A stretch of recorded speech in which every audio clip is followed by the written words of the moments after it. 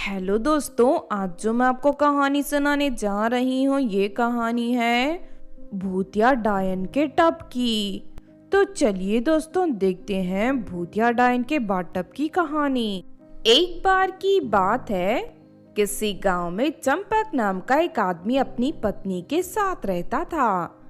एक दिन चंपक की पत्नी बाजार से मछलियां खरीद कर लाने के लिए कहती है। और मेरी पत्नी तो एक नंबर की बेवकूफ है, जब देखो तब पैसे खर्च करने के बहाने ढूंढती रहती है। बाजार से मछली खरीदने से अच्छा है मैं नदी में जाकर मछलियां पकड़ लूं। उसके बाद चंपक नदी में मछलियां पकड़ने पहुंच जाता है। नदी में कांटा डालकर मछली फंसने का इंतजार करने लगता है।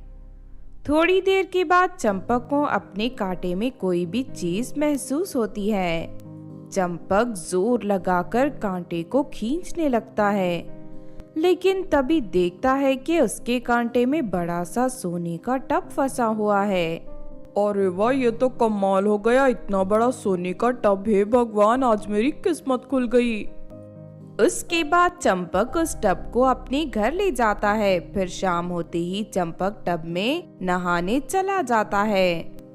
चंपक मजे से नहा रहा था कि तभी अचानक टब का पानी लाल होने लगता है और देखते ही देखते चंपक एक डरावने भूत में बदल जाता है।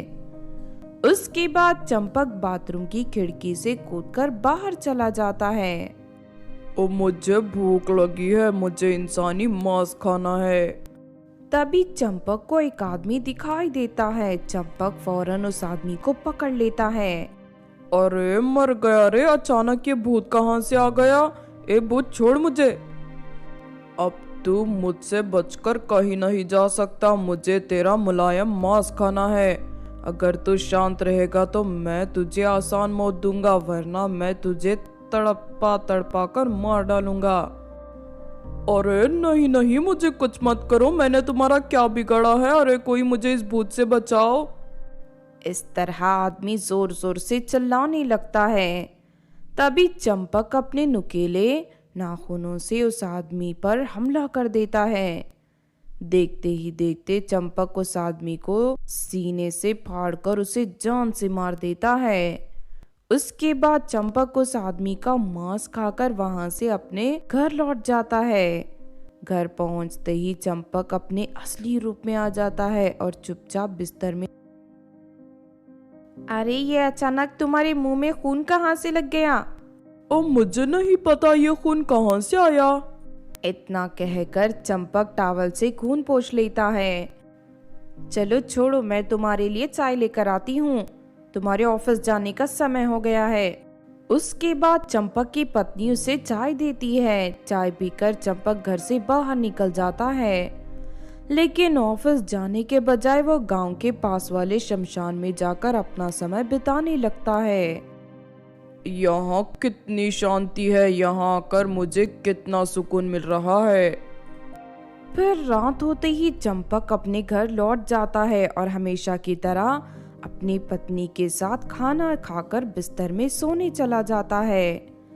लेकिन थोड़ी देर के बाद जैसे ही चंपक की पत्नी सो जाती है, वो उठकर बाथरूम के टब में नहाने चला जाता है। थोड़ी देर नहाने के बाद चंपक फिर से एक डरावने भूत में बदल जाता है और खिड़की से कूदकर बाहर चला जाता है। थोड़ी देर चलने के बाद चंपक देखता है कि दो लड़कियां तैयार होकर कहीं जा रही थी। उसके बाद चंपक उन दोनों लड़कियों को पकड़ लेता है। अपने सामने डरावने भूत को देख दोनों लड़कियां घबराकर जोर जोर से चिल्लाने लगती हैं। लेकिन तभी चंपक अपनी तेज नुकीली नाखूनों से उन दोनों लड़कियों पर वार करके उन्हें जान से मार देता है। उसके बाद उन दोनों का मांस खाकर अपने घर लौट जाता है। इस तरह चंपक रोज गांव वालों को मार कर खा जाता था। दूसरी तरफ अचानक अपने गांव में हो रहे हत्याओं से सभी गांव वाले परेशान थे। फिर कुछ दिनों बाद कहीं से गांव में तांत्रिक आता है। हमारे गांव में एक बहुत बड़ा तांत्रिक आया है। मैं तो कहता हूँ हमें उस तांत्रिक के पास जाकर उसे गांव में हो रही हत्याओं के बारे में बताना चाहिए। क्योंकि मुझे पूरा यकीन है लोगों को मारने वाला कोई इंसान नहीं बल्कि कोई भूत या चुड़ैल है। फिर उस आदमी की बात मानकर सभी गांव वाले तांत्रिक के पास पहुंच जाते हैं और उसे सब कुछ बता देते हैं। अच्छा तो ये बात है, तुम लोग फिक्र मत करो, मैं अभी सच्चाई का पता लगा लूंगा। इतना कहकर तांत्रिक पिंजरे से अपना तोता निकालकर उसे जमीन पर रख देता है। उसके बाद तांत्रिक मंत्र पढ़कर उस तोते के शरीर का आकार बड़ा कर देता है। अब मेरा तोता उस हत्यारे तक पहुंचा देगा। फिर अगले ही पल वो तोता हवा में उड़ने लगता है। तांत्रिक के साथ साथ सभी गांव वाले उस तोते का पीछे पीछे भागने लगते हैं। थोड़ी देर के बाद तोता चंपक के घर के छत के ऊपर जाकर बैठ जाता है और जोर जोर से चिल्लाने लगता है। इस घर के अंदर एक भूतिया चीज मौजूद है जिसकी वजह से लोगों की जान जा रही है। तांत्रिक फौरन चंपक के घर में दाखिल हो जाता है। तभी उसे बाथरूम में रखा हुआ सोने का टब दिखाई देता है। अरे आप लोग कौन है और यहाँ क्या करने आए हो? अरे मूर्ख, ये एक भूतिया टब है जिसे तू उठाकर यहाँ ले आया है। इस भूतिया टब के बस में होकर तू लोगों की हत्या कर रहा था। ये सुनकर सभी गांव वाले हैरान हो जाते हैं और चंपक पर नाराज होने लगते हैं। शांत हो जाओ, इसमें इसकी कोई गलती नहीं है। ये सोने का टब किसी भी इंसान को अपने जाल में फंसा सकता है, लेकिन तुम लोगों को फिक्र करने की जरूरत नहीं है। मैं अभी इस टब को खात्मा कर दूंगा। उसके बाद तांत्रिक का तोता भूतिया टब को उठाकर वहां से दूर एक बड़े ज्वालामुखी में ले जाकर फेंक देता है। फिर देखते ही देखते भूतिया टब ज्वालामुखी में जलकर पूरी तरह पिघल जाता है। इस तरह उस भूतिया टब का अंत हो जाता है और सभी गांव वाले फिर से राहत की सांस लेते हैं। तो आपने देखा दोस्तों डायन के भूतिया बाथटब की कहानी।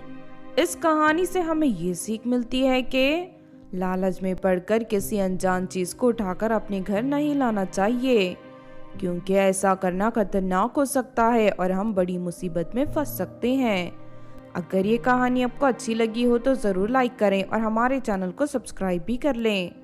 और हाँ दोस्तों, हमें कमेंट करके ज़रूर बताना कि आपको कहानी कैसी लगी।